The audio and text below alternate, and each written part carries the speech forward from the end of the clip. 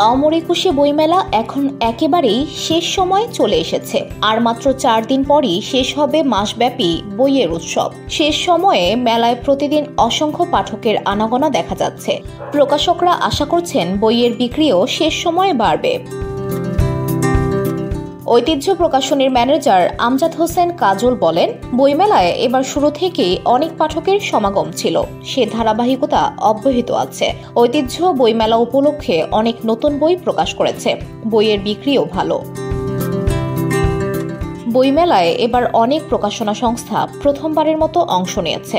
এমন প্রকাশকরা জানিয়েছেন, বইমেলায় তারা প্রথমবার অংশ নিলেও আশানুরূপ বই বিক্রি করতে পারেননি। বইমেলায় অনেক বছর ধরে নিয়মিত অংশ নিচ্ছে বলাকা প্রকাশন। এর প্রকাশক শরীফা বুলবুল বলেন, এবার দর্শনার্থী অনেক বেশি, কিন্তু বইয়ের ক্রেতা কম। গত শুক্র ও শনিবার মেলায় প্রচুর লোক সমাগম হলেও ক্রেতা কম ছিল। তার উপর বৃষ্টিও বিক্রিতে বিঘ্ন ঘটিয়েছে। ধুলো, ময়লা ও ক্ষতিকর ধূলিকণা থেকে নিমিষেই মুক্তি দেয় চৌধুরী এয়ার পিউরিফায়ার। এর শক্তিশালী সাকশন ঘরের কোনায় কোনায় লুকিয়ে থাকা সকল ধুলা টেনে ফিল্টার করে এবং বের করে আনে নির্মল ও স্বাস্থ্যকর হাওয়া।